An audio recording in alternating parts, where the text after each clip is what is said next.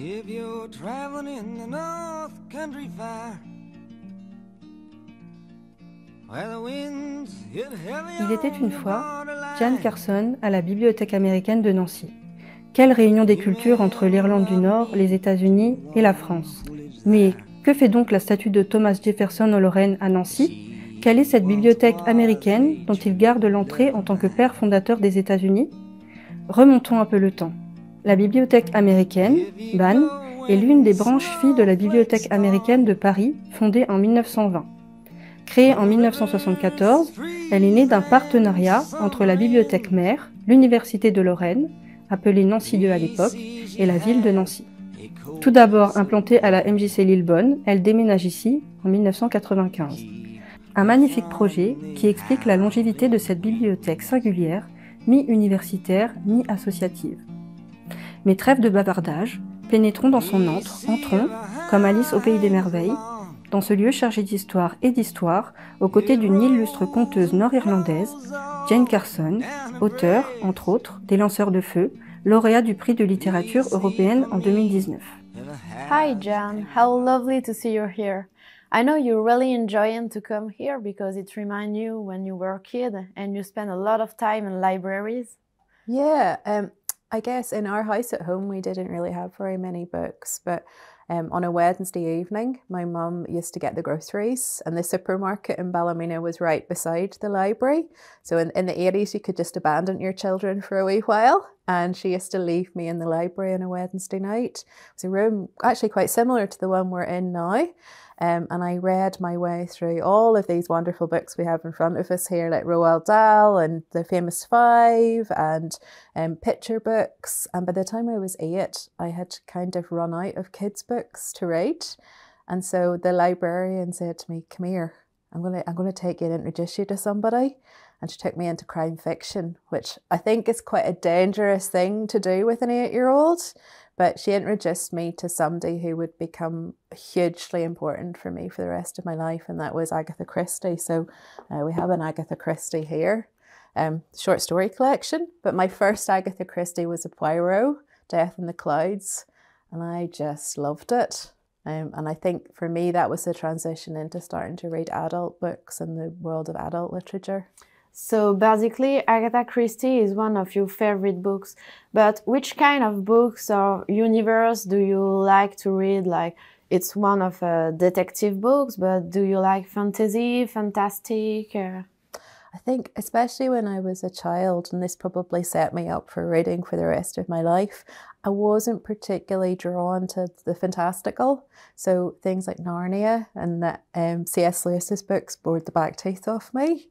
I really liked books like, you know, we've got Roald Dahl here in front of us, and essentially it's set in the real world, but there'll be sort of weird things that happen. Like Charlie and the Chocolate Factory actually was one of my favourites when I was little. And you've got this real world of the chocolate factory, and the kids have a competition for who gets to go and meet Willy Wonka.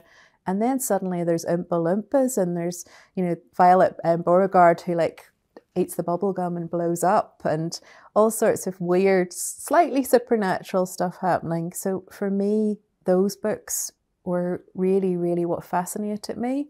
And you can see that very clearly in how that began to influence myself as a writer later on, that, you know, my work is essentially set in the real world and then strange things happen.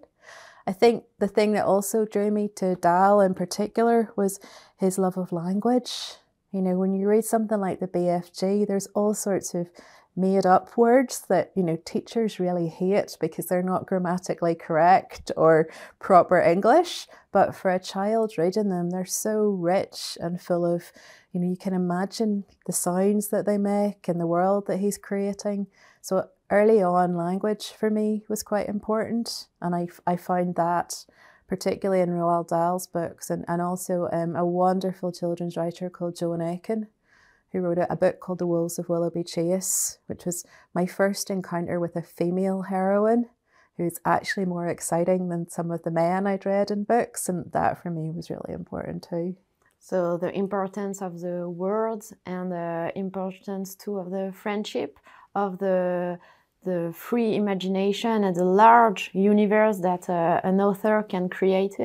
Like you speak about the fantasy of Charlie and the Chocolate Tree with the special things that happens to the kids. So for you, it is important for an author to create an imaginary world with no limits to the imaginations?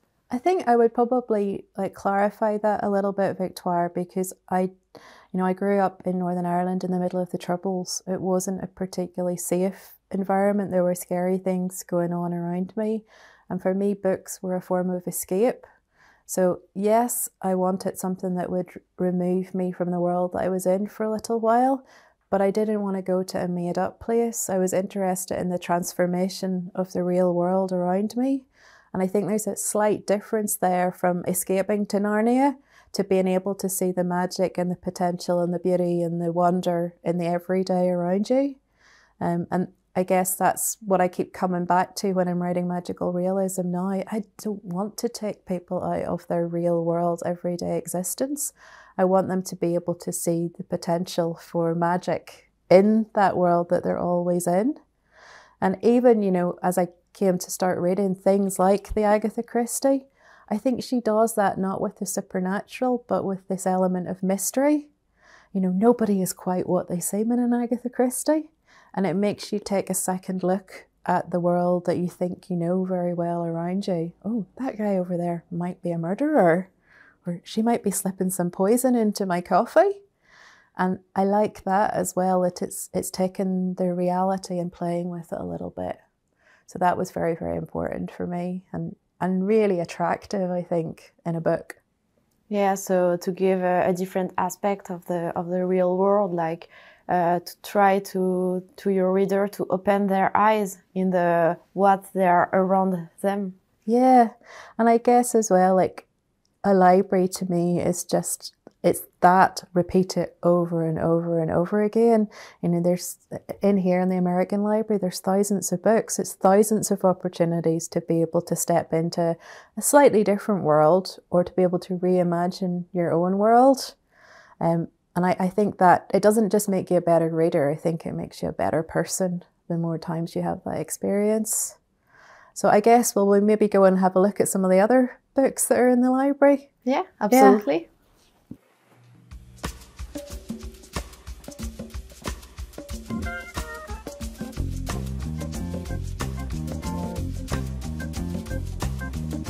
You, baby, from time to time, but you just wouldn't listen. Don't pay me no mind, so I'm moving on. Keep moving on. I'm rolling on. Roll on, roll on. You've broken your vow, it's all over now, and I'm moving on. Moving on. That big wheel going down the track. Say your true love and daddy ain't coming back, so I'm moving on. So, how did you go from reading a lot?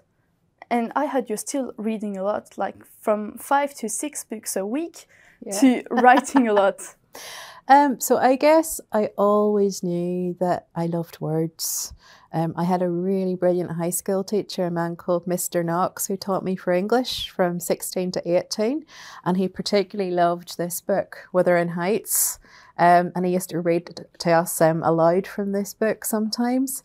And Wuthering Heights, when you're 16, is one of those books that just gets you here. It's full of romance and it's very intense and all these important things. And I really, very early on, wanted to know how you do that with words. How do you make people feel things and influence their emotions? And so that was at the back of my head. But I never actually got round to writing. I studied literature, I read a lot, I did my undergrad degree on modernist literature. But it wasn't until I was 25 that I actually started writing myself. I moved from Northern Ireland to a place called Portland in Oregon in America. And when I got there, I told everybody a big lie. I said, I'm a writer and I'm kind of a big deal in Ireland, which was completely made up. And they started to ask, well, can we see some of these stories that you've written? And I had to start writing very, very quickly. So for me, it took that kind of shock to the system to get myself writing in the first place, even though for a long time I'd felt like there were stories in me that I wanted to tell. I have yet to write anything as good as Wuthering Heights, but I'm going to keep trying. So I also heard you were a fan of Agatha Christie. did you pick up some tricks on writing at the same as her? Because we see it in the fire starters. There's different threads, different characters you're writing on at the same time. So did you pick that up from Agatha Christie? Yeah, I learned a lot from Agatha. I feel like I keep wishing she was still alive because she's one of those people I'd love to have a coffee with. A few things I think are really important in her work and they often get unnoticed. One is her attention to detail. She really observes people very well, and not just the nice facade of people, but what they're really like underneath. And for me, that was something I wanted to pick up in when I'm focusing in on characters. There's the aspect of them that everyone sees, and then there's like the twisted, kind of fearful, ambitious part under the surface. I also really love Agatha's work ethic. She wrote an enormous amount of books. She was incredibly prolific, and the way she talked about her work, she took it seriously, but she also saw it as her job. So she didn't subscribe to this thing of the muse, like I only write when I feel like it. She turned up every day and she kept writing really, really good books. So I think I admire that. And I think the third final thing that I really love about her was she was a formidable woman. In a world that was dominated by male writers, and particularly crime fiction for a long time was a very male-dominated world, and she's the queen. You know, she's right at the top, writing the best books, and just not really listening to anybody telling her what she can and can't do. A lot of people don't know this, but her first husband was he kind of was a pseudo-diplomat. He had to go around the world on different missions for the British government. And at one point they found themselves in Hawaii and all the men were surfing. And Agatha said, I want to do that too. And so she's widely believed to be the first Western woman to stand up on a surfboard. Yeah, and I love that. I think that I see that in her writing as well. Don't tell me what I can and can't do. I'm going to do it anyway. Maybe the working life of her past husband is the reason why she is able to write about going to so many places. Well, her first husband, they went on this world tour, but her second husband, Max Malayan, was an archaeologist. Oh. And so she got to go to digs. And she actually, she herself discovered some things on these digs. So if you go to the British Museum, there are some shards of pottery which were discovered by Agatha Christie. Whoa. And apparently she tried to clean them up with her face cream and destroyed some of the veneer. So she wasn't the best archaeologist, but you can see that in Death on the Nile and some of Murder in Mesopotamia. Yeah. The world travel really fascinated her, as it does with me as well. So you wrote radio plays, short stories and 3 novels. Yeah. So how has growing in Northern Ireland influenced your writing and also your writing world? Yeah, so I grew up in the north. I was born in 1980. And for me, growing up, when I came to read books in school, there was really no novels around that reflected what it was like to be there. There was no one who looked like me, sounded like me, was from the same background. And when I first came to write, it was out of a sense of frustration. Like I wanted to write things that reflected my own experience because they just didn't exist. So I began to write into that world, talking about what it was like to grow up rural, Protestant, middle class in Northern Ireland during the Troubles. And the more I did that, the more I got fascinated by that world and kind of kept going. Yes, for me, the last sort of 10, 15 years in Northern Ireland, there's been and it's an unfortunate term to use in connection with the North, but there's been an explosion of Northern Irish writing. So for a very long time during the Troubles, we had many, many brilliant poets, but only a very small amount of novelists and fiction writers coming from the North. Mostly because when you're in the middle of a conflict, who wants to read about the depressing stuff that's on the news every day? After the peace in 1998, there began to emerge more and more fiction writers from Northern Ireland. And I'm now part of this really, really healthy community of, gosh, I think there's about 24 of us publishing novels from this very small country, but exploring what that's like in all the different facets. You know, the Protestant experience, the Catholic experience, the teenagers' experience, the queer experience, how the conflict impacted the environment, what it's like rural, urban.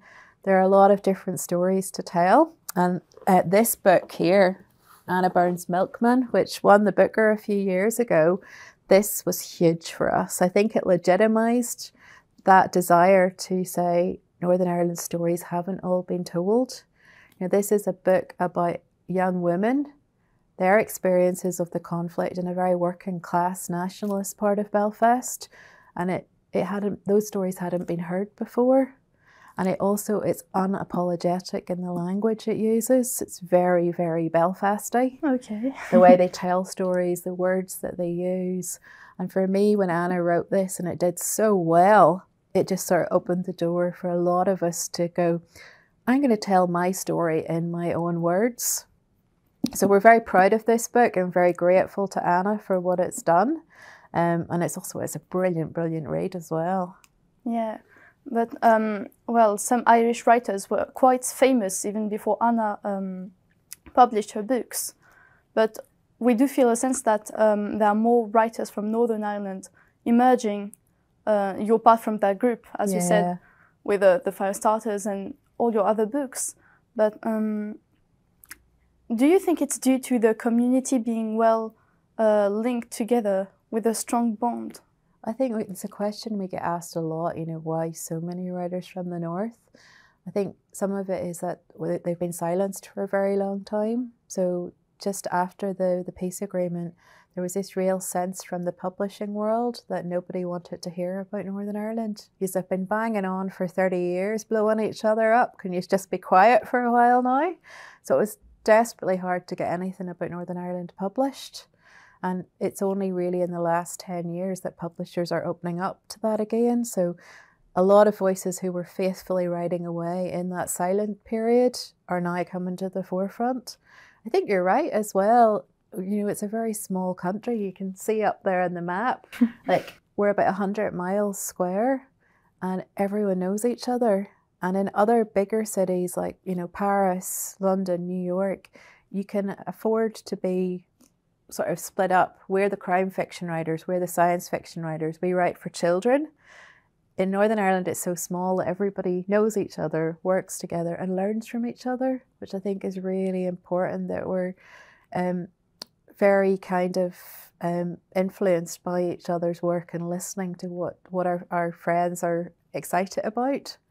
So I don't think there's a healthier, more exciting literary community anywhere in the world at the minute. Mm-hmm. Right. What do you think the message that this community of Irish writers and Northern Ireland writers try to convey through their books, and what's the message you want to convey to people? Is it directed to non-Irish people or more directed towards the population?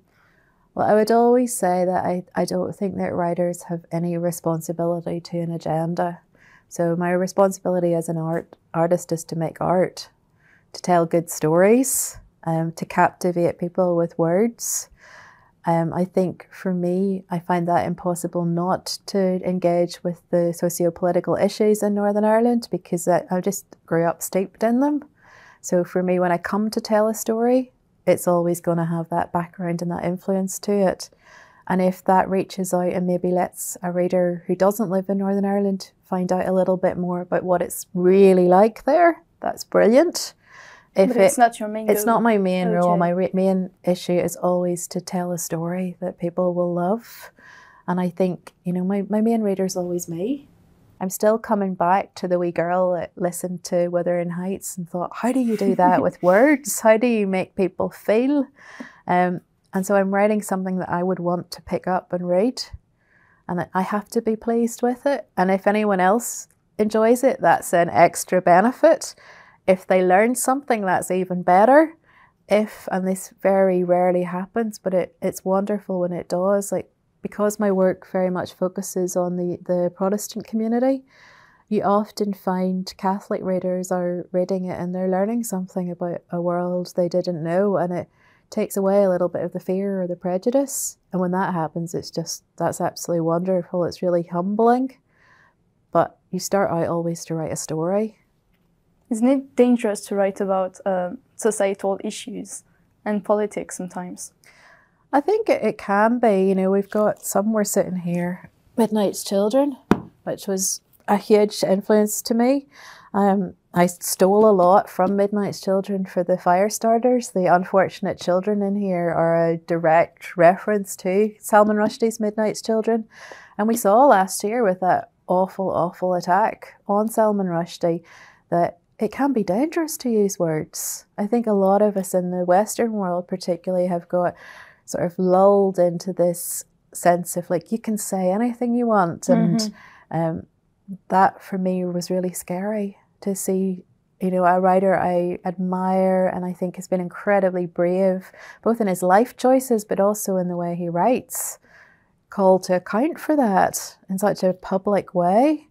And it did make me think a lot about, you know, 30, 40 years ago in Northern Ireland, a book like The Firestarters would have got me into a lot of trouble. And I'm so grateful that I can write like that now and it doesn't. There's a little question at the back of my head, if, you know, if things changed in Northern Ireland, if we went backwards, you know, if it was dangerous to say whatever you wanted to say, would I continue to write like this? I think it's something as writers that we need to always be aware of, not just in our own work, but in how we support our friends and our colleagues. Being a European writer for the last few years and being translated and getting to venture to places like France and book festivals around Europe, I've met people who are in exile because of what they've written. I've met people who've been imprisoned because of what they've written. And it's our responsibility as writers who have freedom of speech to highlight those cases, to support those writers, to do whatever we can. Because you don't know when the shoe will be on the other foot and it will be you that needs the support. So it is, yeah, it's something I think about quite a lot. One of your engagement as well revolves around memory. Yep. Yeah, it is very interesting. You are particularly interested about the memory, and you work a lot on a writing workshop about that, and how memory can help a person living with memory loss, can help this, and why memory? Yeah, I mean, it's been a real joy for the last wee while to particularly work with folks who are living with dementia. I've been a community arts facilitator for over 20 years now in Northern Ireland, and my practice began to get narrower and narrower and focus on older people, and then a lot of the older people I was working with developed dementia. So I've got a specialism now in looking at dementia and how we engage with it creatively. And I think this idea of memory is really interesting. A lot of people understand dementia as just the loss of memory. Now, there are so many other facets to the illness, and it's such a complicated umbrella term for lots of different illnesses. It can affect people in different ways, but a lot of people are struggling to access physical memories and also to access words and their memory of words and how they communicate. So I often use prompts in my workshop to give people a starting point. And those are often old photographs, objects, things that provoke a kind of response. For me, I am uncomfortable with kind of placing the emphasis entirely in the past. So I'll use an old photograph, but it's always to create something new. It's always to make up the story, to be present in the here and now. Oftentimes when we work with older people, we keep saying things like, let's talk about the war, let's talk about when you were younger. And it can really put this wrong emphasis on their value. You were an important person back then when you were young. What I'm trying to say is, you're still an important person. You have creative experiences and responses and things to contribute to the community right now. So the older people I work with, I tend to be trying to arm them with new skills, new ways to communicate and express themselves, but it might be beginning with a prompt that comes from the past. It allows to stimulate the memory through emotions and motivation, perhaps.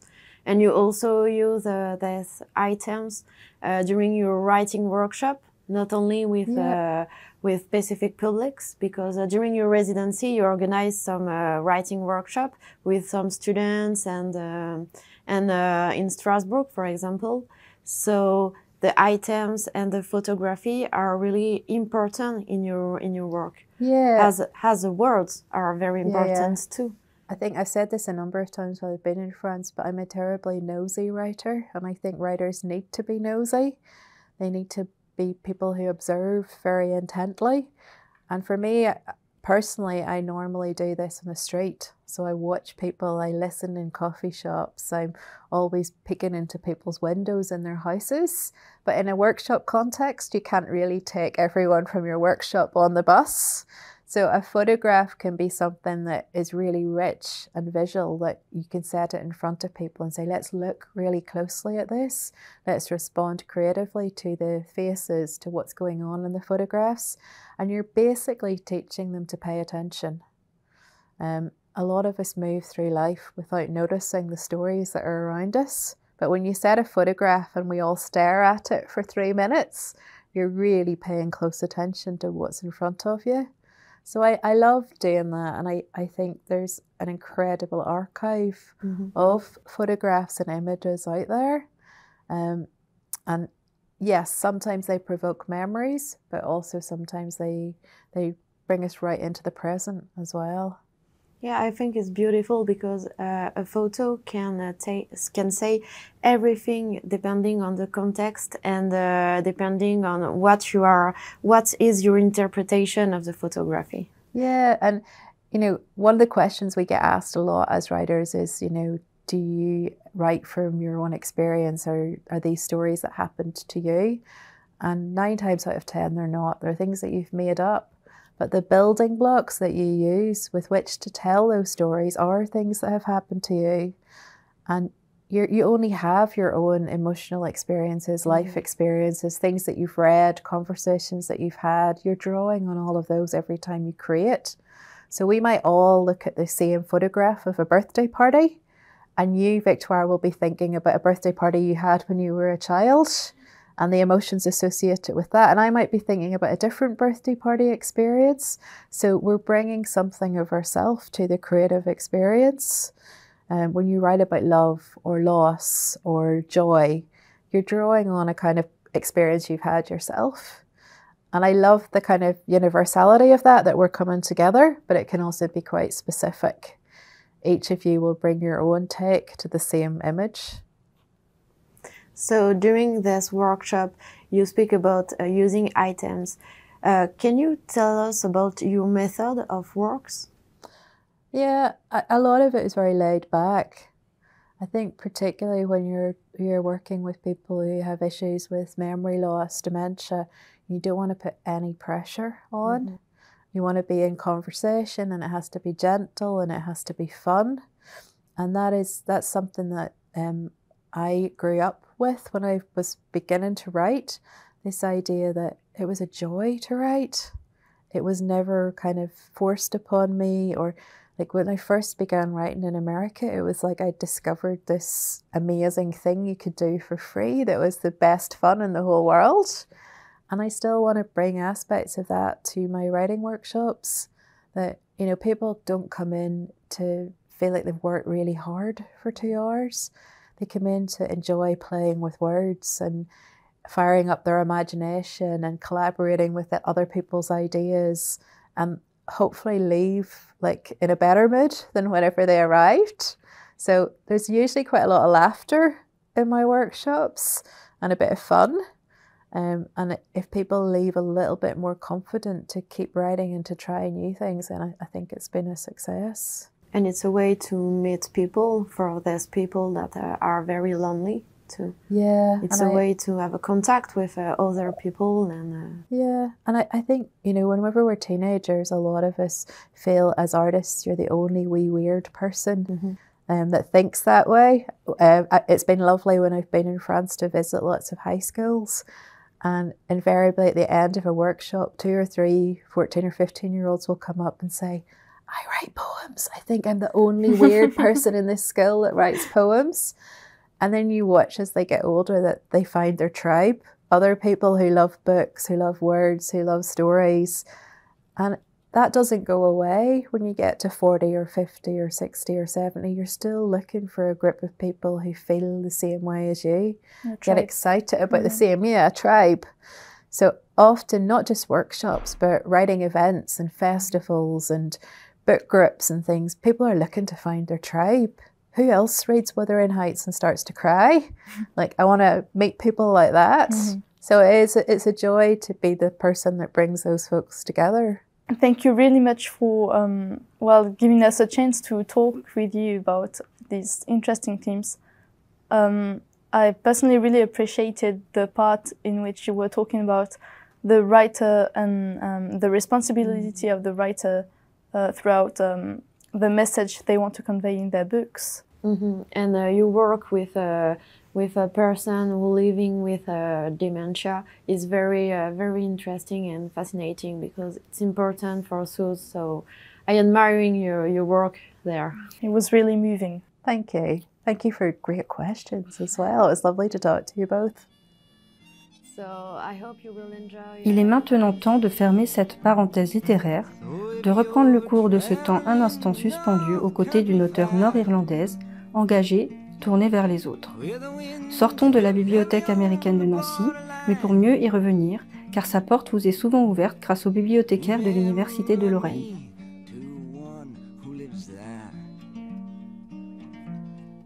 She once was a true love of mine.